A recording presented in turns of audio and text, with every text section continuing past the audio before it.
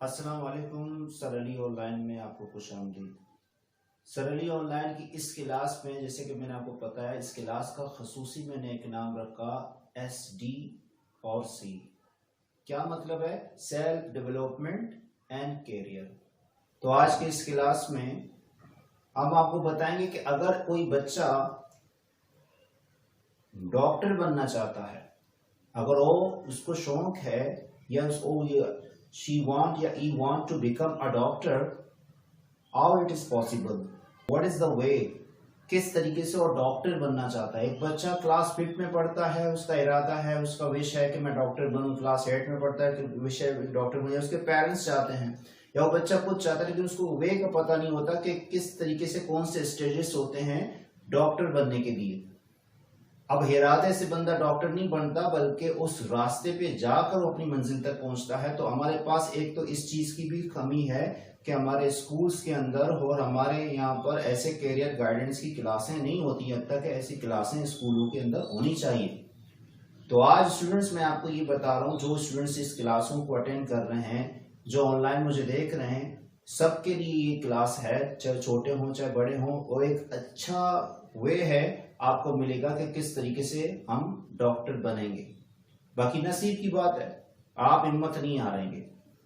तो स्टार्टिंग से हम आपको बताएंगे डॉक्टर बनने तक, आपको बताएंगे डॉक्टर कैसे बनेंगे, क्या क्या तरीकेकार होगा, कौन कौन से आपके पास डिग्रियां होंगी, कौन कौन से आपकी क्लासें होंगी, क्या क्या होगा इसके अंदर, सारा कुछ इस क्लास के अंदर बताएंगे। तो आप इसको एंड तक तवज्जो से सुनेंगे और दूसरों को भी जरूर बताएं, जो आपकी क्लासमेट्स हैं, जो आपके फ्रेंड हैं, जो पेरेंट्स हैं, तो दूसरे पेरेंट्स को बताएं। जरूरी है ये चीज, लाजमी। तो अब स्टार्ट करेंगे। सबसे पहले है कि जब बच्चा क्लास 8 पास कर लेता है, जब एलिमेंट्री क्लास जो 6 मैंने पिछले लेक्चर 2 में आपको समझा दिया था कि लेक्चर 2 में मैंने आपको ये बताया था क्लास 8 को क्या कहते हैं, मिडिल क्लास या एलिमेंट्री क्लास। जब क्लास 8 आप पास कर लेते हैं तो आपके पास 2 वे होते हैं, 2 वे होते हैं 9th क्लास में जाने के लिए। 9th क्लास में जाने के लिए, 9th मैट्रिक पढ़ने के लिए आपके पास 9th में पहले आने के लिए आपके पास 2 वे होते हैं। नंबर 1, 2 ग्रुप आपको पास सामने आएंगे। एक होगा बायोकेमिस्ट्री, बायो, और दूसरा कंप्यूटर, बायो या कंप्यूटर। बहुत से स्कूलों में कंप्यूटर नहीं होता, कंप्यूटर ग्रुप नहीं होता, तो सिर्फ बायो मतलब साइंस ग्रुप, और दूसरा जनरल या कॉमर्स ग्रुप। 9th में 8th क्लास पास करने के बाद आपके पास स्कूल में 2 वे होंगे, एक साइंस ग्रुप का और एक कौन सा जनरल ग्रुप का। जनरल ग्रुप या कॉमर्स ग्रुप इसको कहते हैं।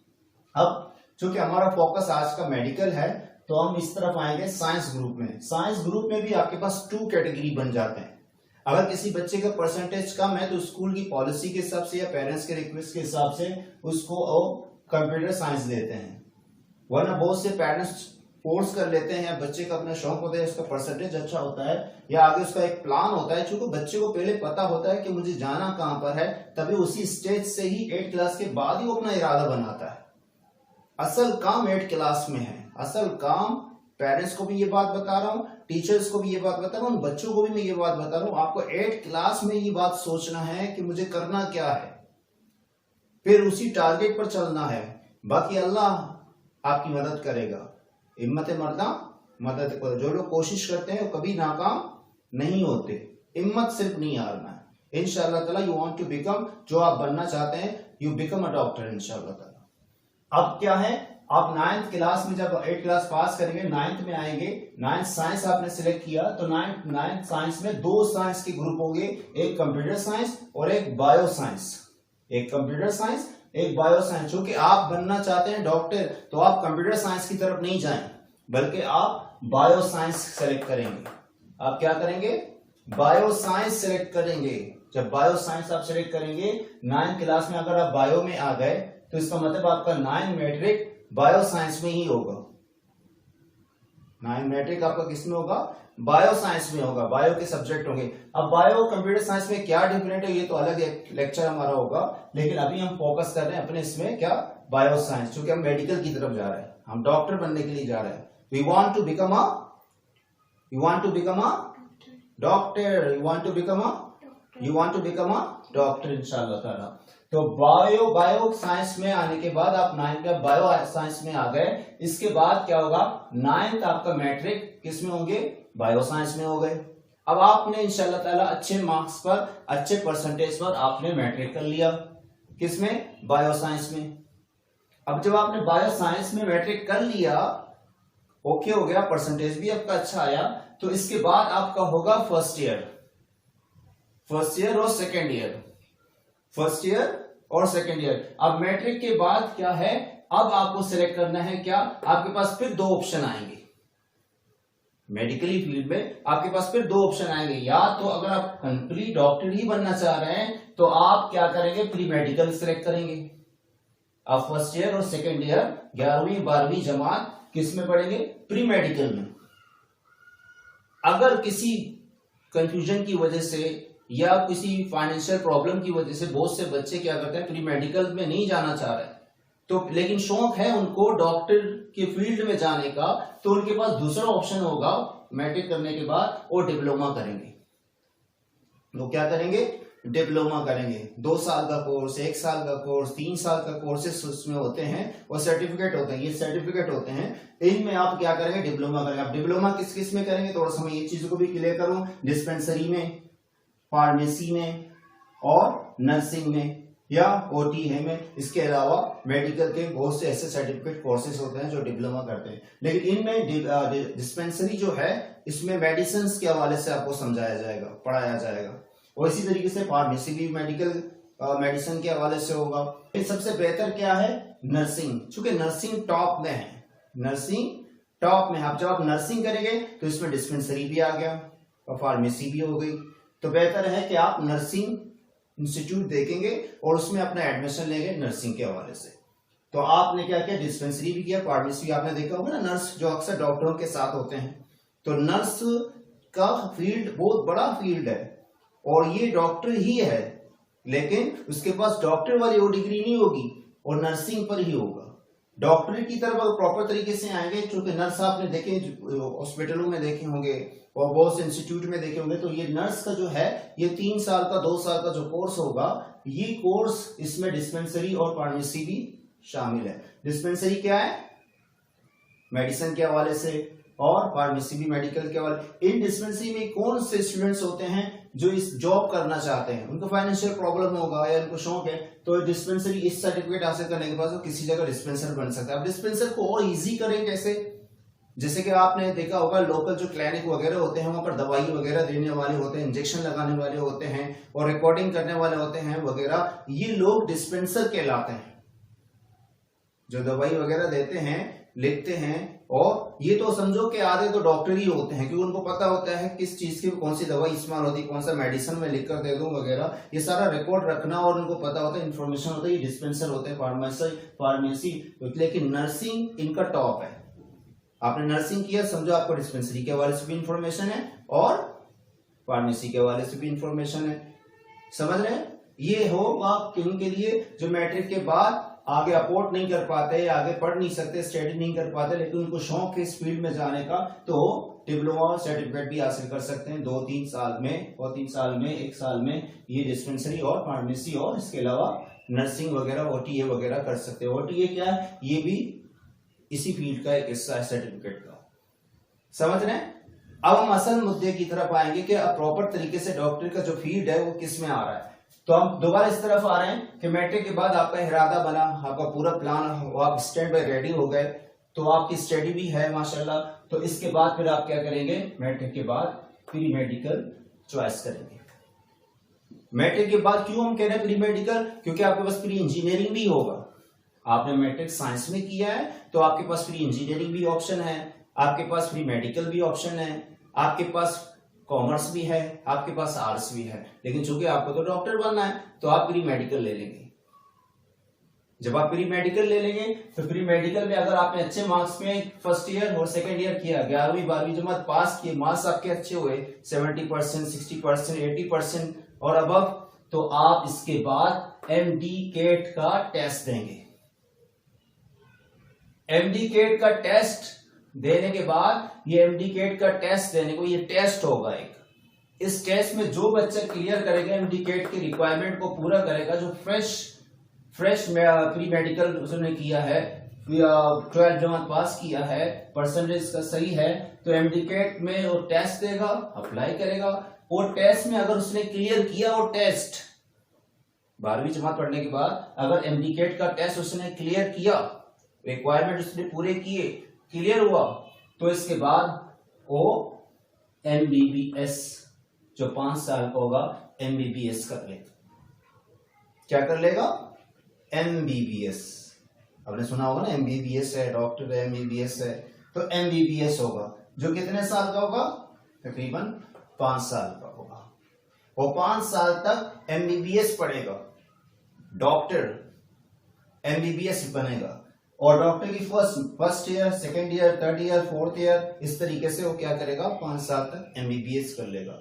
5 साल एमबीबीएस करने के बाद फिर इसके पास ऑप्शन सी ऑप्शंस आएंगे। कौन से ऑप्शंस आएंगे वो आप देखेंगे। अब इसके बाद एमबीबीएस करने के बाद 5 साल मेडिकल कॉलेज में जाकर डॉक्टर्स उसको लेक्चर देंगे, बाकायदा प्रोफेसर उनको लेक्चर देंगे, डेमोन्स्ट्रेटर उसको लेक्चर देंगे, इंस्ट्रक्टर, एसोसिएट वगैरह इनको लेक्चर देंगे, और डॉक्टर ही बन चुका है। 5 साल पूरे करने के बाद, एमबीबीएस करने के बाद, इसके बाद आप उसके पास ऑप्शंस आ जाएंगे। वो आगे क्या करना चाहता है डॉक्टर, चूंकि उसके पास डिग्री है, एमबीबीएस की डिग्री है डॉक्टर, लेकिन उसको मजीद ग्रोथ करना है, आगे बढ़ना है डॉक्टर फील्ड की तरफ। अगर मिसाल के तौर पर मैं कॉमर्स में हूं, तो कॉमर्स में क्या होगा?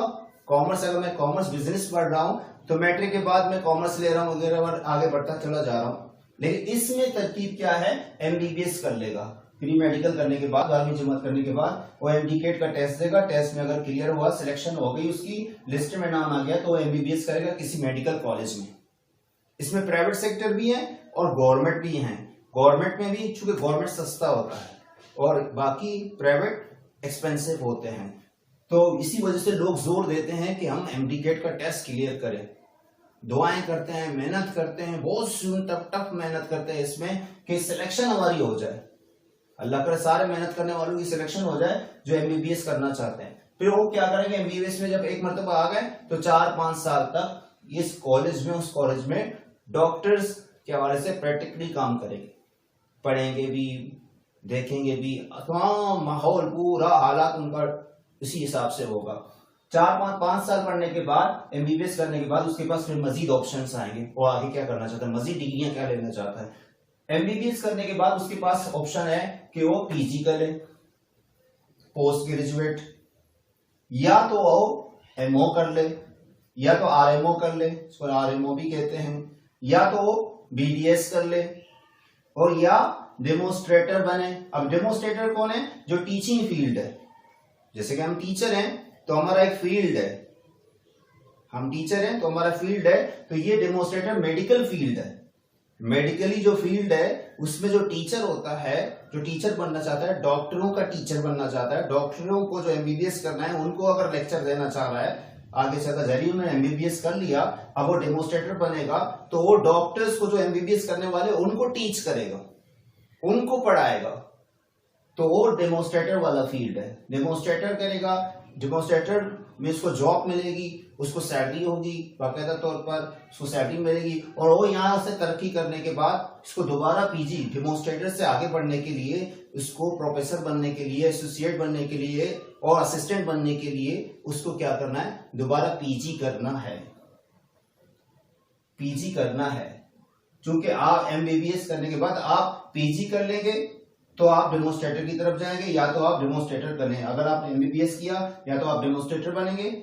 अगर आप डेमोन्स्ट्रेटर में आगे मजीद पढ़ना चाहते हैं, डेमोन्स्ट्रेटर से भी आगे जॉब में आपकी अपग्रेडिंग हो, अपग्रेड होना चाहते हैं, तो आपको दोबारा पीजी करना पड़ेगा, वरना आप एमबीबीएस करने के बाद पीजी कर देंगे, पोस्ट ग्रेजुएट। ये तकरीबन 2 साल का, 1 साल का होगा। इसमें मुख्तलिफ फील्ड होंगे, मुख्तलिफ फील्ड होंगे, जैसे कि फॉरेंसिक है, एनाटॉमी है वगैरह, इसमें कर सकते हैं। डेमोन्स्ट्रेटर में भी इसी तरीके से, या तो आप बीडीएस कर लें, बीडीएस भी आप कर सकते हैं। तो इस तरीके से आप इस फील्ड में आगे बढ़ते चले जाएंगे।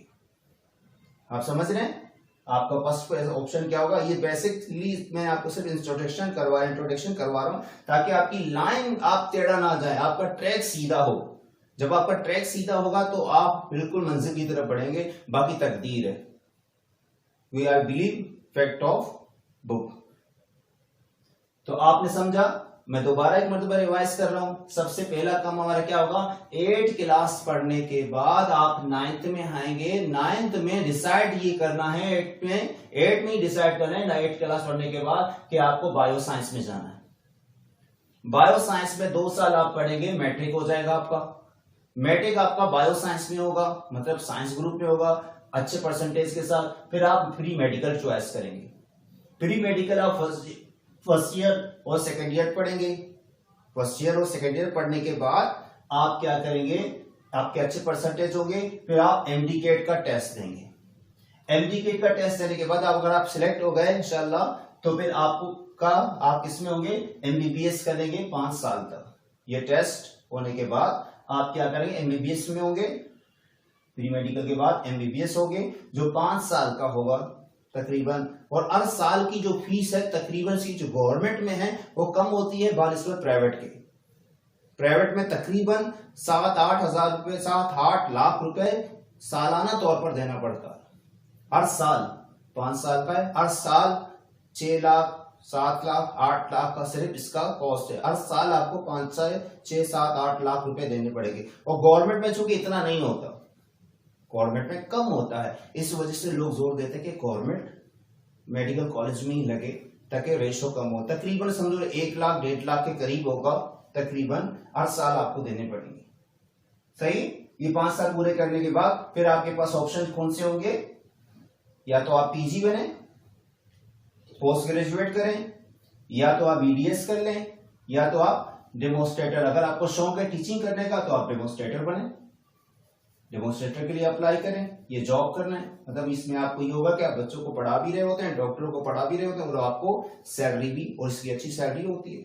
और टीचर डेमोस्ट्रेटर में आगे बढ़ने के लिए आपको दोबारा पीजी करना पड़ेगा, ताकि प्रोफेसर और एसोसिएट और असिस्टेंट वगैरह के लिए। और पीजी करने के बाद फिर आप डेमोस्ट्रेटर वगैरह भी बन सकते हैं, और या तो एमओ कर लें, या आरएमओ कर लें, या बीडीएस कर लें। अब ये जो फील्ड है, ये एमबीबीएस है, ये नर्सिंग से अबव है, ये नर्सिंग ग्रेड से बहुत ज्यादा अबव है। मतलब ये हुआ कि डॉक्टर, इसके बाद हम स्टेप बताएंगे आपको। सबसे पहले क्या है, सपोज करें आपका एमबीबीएस, आप एमबीबीएस है, इसके नीचे नर्स है, उसके नीचे पे फार्मेसी और डिस्पेंसर है।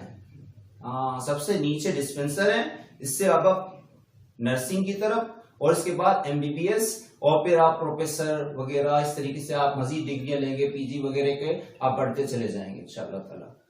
तो इंशाअल्लाह ताला आपका इरादा पुख्ता रखें, हिम्मत करें, ये स्टेप लाजमी याद करें। बेसिक आपका लाजमी बेसिक अच्छा हो। इसमें एक बात मैं जरूर बताऊं, घबराने की जरूरत नहीं है, बस थोड़ी सी मेहनत है। इसमें बहुत मेहनत करना पड़ता है। मेहनत क्या है, आप हिम्मत ना हारें। बात सिर्फ इतना मैं कह रहा हूं, डरा नहीं रहा हूं आपको, सिर्फ हिम्मत नहीं हारें। इसमें आपका कंसंट्रेशन बहुत फोकस हो तो आप जरूर इंशाअल्लाह ताला बनेंगे। बस आपकी हिम्मत की जरूरत है। तो करेंगे हिम्मत, सारे करेंगे इंशाअल्लाह ताला। I will cross finger for you, for all of you. Thank you very much. हाँ, बहुत अच्छा सवाल है। आपने बहुत अच्छा क्वेश्चन किया। इसमें क्वेश्चन आपने ये किया कि अगर मैं अभी क्लास 6 में हो चुके हैं, मुख्तलिफ क्लास के बच्चे मेरे सामने बैठे हैं, डिफरेंट किस्म के मतलब क्लासेस के हैं, दर्जे हैं, 8 के, 9 के, मैट्रिक के हैं, फर्स्ट ईयर वगैरह तो अभी तक आए नहीं हो। तो well that is the correct. Parents भी बैठे होंगे, पेरेंट्स भी इस बात को सुन रहे हैं। तो क्वेश्चन बहुत अच्छा है आपका कि अगर मैं क्लास 6 में हूँ, कोई बच्चा अगर क्लास 6 में है, सपोज करें क्लास 6 की मैं बात करूं, तो क्लास 6 में आपकी जो एज है, आपकी अगर क्लास 6 में एज ये है कि आप 14 ईयर के हैं, मतलब क्लास 6 आप पढ़ रहे हैं, उस वक्त आपकी जो एज है वो 14 ईयर है। तो उन्होंने ये क्वेश्चन किया, आपने क्वेश्चन तो सुन लिया। क्वेश्चन उन्होंने ये किया कि फिर मुझे कितना एज होगा मेरा कि मैं एमबीबीएस मुकम्मल करूं, प्रॉपर तरीके से अगर एमबीबीएस मुकम्मल करूं तो मेरी क्या एज क्या होगी उस वक्त। तो एक तकरीबन एक स्ट्रक्चर हम बनाकर देखेंगे कि अगर आप क्लास 6 में अभी हैं और आपकी एज 14 है, तो आप देखें कि 6 में 7 में आने के बाद आपकी क्या होगी 7 और 8 में क्या कौन सी क्लास में आप रहेंगे क्लास 8 में। क्लास 8 में आप तकरीबन 16 ईयर्स के होंगे, 2 साल पढ़ेंगे, मतलब 7 और 8 2 साल पढ़ने के बाद ये सिंपली स्ट्रक्चर बना रहे हैं, तो आपकी एज कितनी होगी 16 ईयर्स होगी, 16 साल के होंगे 8 क्लास में। जब आप 9th क्लास में आएंगे 9th क्लास में तो आपकी उस वक्त एज कितनी होगी 9th क्लास में, 9th और मैट्रिक आप कर लेंगे तो उस वक्त आपकी जो एज है 17 और 18 होगी। 18 हम 18 लेंगे कि 18 एज आपकी होगी, आपकी जो एज होगी कितनी होगी एज 18 होगी जब आप मैट्रिक कर लेंगे। 2 साल आप पढ़ेंगे 9th और मैट्रिक, बशर्ते कि आप इसको कंटिन्यू पास करें इंशाल्लाह ताला। आपकी एज 18 होगी। 18 होने के बाद एक एवरेज हम बना रहे हैं तकरीबन।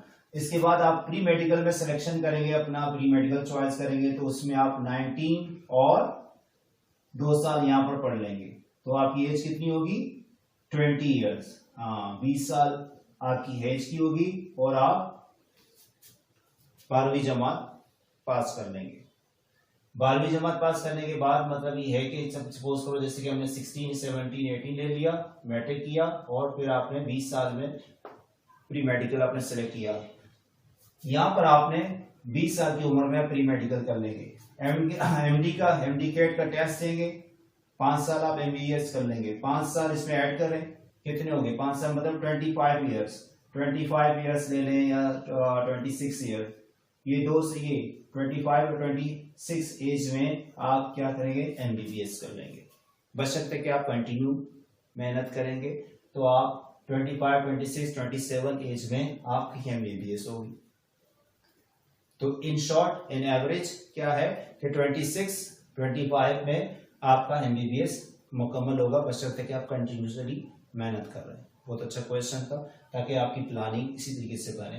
तो इस तरीके से भी बहुत से पेरेंट्स को पता नहीं होता, तो क्या करते हैं बच्चे को पढ़ा रहे होते हैं, स्कूल वाले उसको फेल कर रहे होते हैं, फिर प्रमोट कर रहे होते हैं। तो एज का बड़ा इफेक्ट है एडमिशन में, तो इन एजों को भी आपको देखेंगे कि बच्चा किस एज में कौन सी क्लास में है, उस ताकि आया कि मेरा टारगेट अचीव होगा या नहीं होगा। तो ये आपको मैंने एक सिंपल स्ट्रक्चर से बना के दे दिया। क्लास 6 में आप 14 ईयर्स के थे, 8 क्लास में आप 16 ईयर्स के हैं, 2-2 साल के हिसाब से, और मैट्रिक करने के बाद आप क्या करेंगे 18 एज के होंगे, इसके बाद 20 एज पर आप मेडिकल प्री मेडिकल कर लेंगे, 2 साल पढ़ लेंगे, इसके बाद एमडी का टेस्ट देंगे, तकरीबन 5 साल पढ़ने के बाद आप 25, 26 में एमबीबीएस मुकम्मल अपना कर लेंगे।